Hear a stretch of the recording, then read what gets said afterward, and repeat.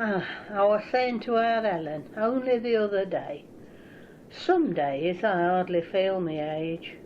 It's like I were 45 or something. And on other days, well, I feel I'm more like 100. On the days when I can get out of bed without me back killing me or me knee giving me jip, I feel fine, like I could do out. I thinks to myself, I could paint the bathroom today. That is, if our Ellen can make her mind up about the colour, left to me.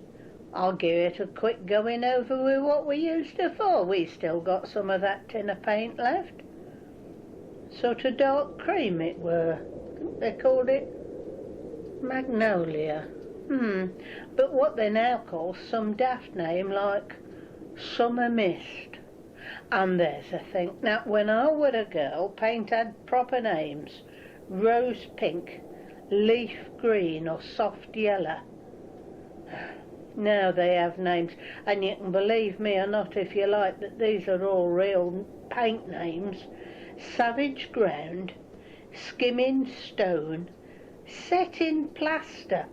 Set in plaster. Elephant's breath and dead salmon. Who says they're going to paint the all elephant's breath or dead salmon? And what colour is elephant's breath? Surely they breathe just the same as the rest of us. But it's only on me good days I thinks about getting out the steps and setting to with a paintbrush. Other times I'll listen to me joints creaking and I say note. And Ellen says there's no point in me thinking about painting, what with it being nearly Christmas. We don't want the house stinking of paint over Christmas. Well, she's right about that, so I put the idea to the back of my mind and concentrated on other matters. We got the tree and all the decorations, use the same ones every year. The little gold basket that's just big enough to hold a lump of sugar. Ever since I saw one like that on the minister's Christmas tree. Reverend Jenkins, that was his name, minister of the Baptist chapel. I saw that little basket and I were right taken with it. Well, it were wartime and lump sugar were like gold. If you got a packet, you hung on to it. Me mam only put lump sugar out when the Reverend Jenkins dropped in, and she put what weren't used back in the packet and put it away safe at the back of the pantry. I always thought as our ministers could only ever have lump sugar. Well, everything were different during the war.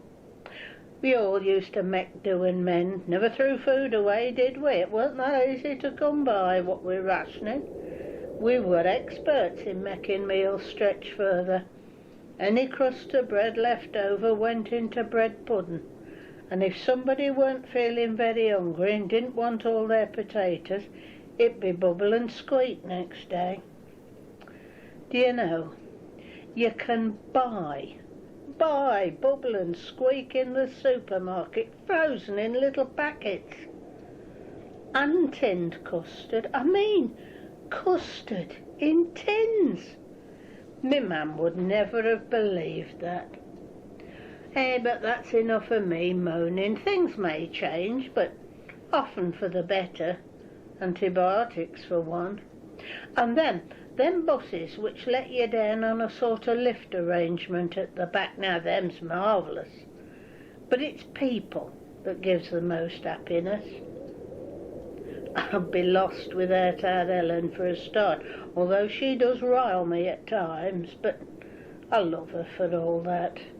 And the folk who live in our street, some's been there years and others only in the last few months, but some lovely people.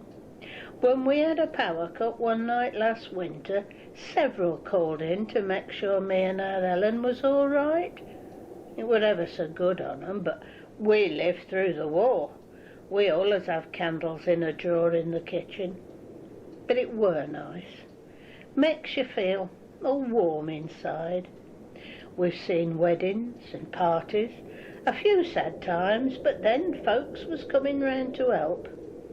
We have been really blessed by the people we know, and so I said to our Ellen.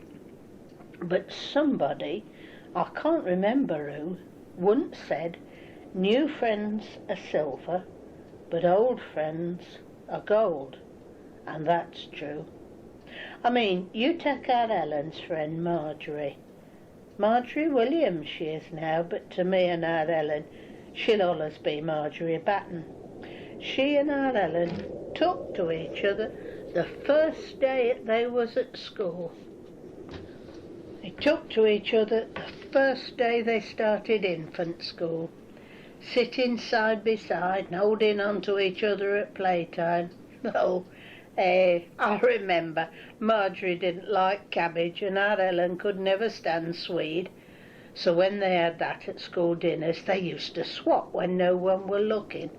Now that's friendship. And that's how they've been ever since. Well, I don't mean swapping cabbage for swede, but showing their care in other ways. You take last Christmas. There was me and our Ellen, our Jack and his wife, and Marjorie, and her daughter Jude, and her grandson Luke. Oh, now there's a handsome chap. Our Ellen says if only she were 40 years younger, and if you were Ellen Sims, I says, you'd still be 20, 30 years out. Good-looking chap, that. About early 20s. Anyway, it was a joint affair, that dinner. Our Jack and his wife cooked the turkey.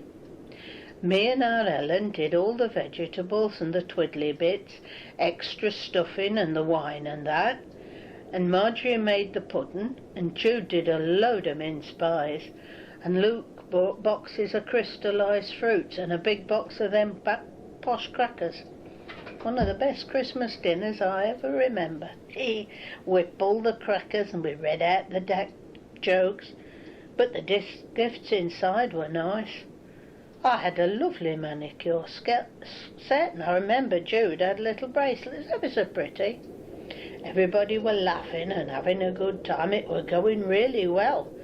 And now Jack's wife seemed to be enjoying herself, and I said as much to our Ellen when we took the dirty plates into the kitchen. It's all going really well, I says, but our Ellen leans towards me and says, very quiet-like, don't say out, but Marjorie's a bit upset. She's putting ever such a good face on it, don't want her daughter to know. But she's lost that little ring she always wore on her finger. Her mother brought her that ring when she was 6, and she's worn it ever since, but she didn't want to spoil the party, so our Ellen and me said nothing. We went back in with the warm dishes ready for the pudding. Oh, that was a proper homemade Christmas pudding. The smell was gorgeous, and the taste, well, Marjorie knows how to do things properly. She used to work in a big posh London hotel, so she knows what's what. Very clever woman, Marjorie Batten. She's good with her hands, too. You ought to see the cardigan she made me that Christmas, a soft green, my favourite, all fancy cable patterns and little bobbles on the pockets. Like I say, she's clever. We had custard with the pudding. None of us like cream on Christmas pudding. It's a bit rich, really. And we were busy enjoying ourselves and stuffing away, so nobody was saying anything until suddenly our Jack's wife let out a little squeal. "Ooh," she says, "I've got a lucky charm in mine." We all looked over, and sure enough on her plate were a little silver ring, and her hand come out and grabbed it. "I've won it," she said triumphantly. There were a moment of silence, and then our Ellen pipes up. "Oh no, you don't get to keep it. We'll need that for next year. What happens now is all of us have to give you a £1 coin. You really are lucky." And our Jack's wife fairly beamed, so she was happy. But not as happy as Marjorie was when our Ellen slipped her ring back to her.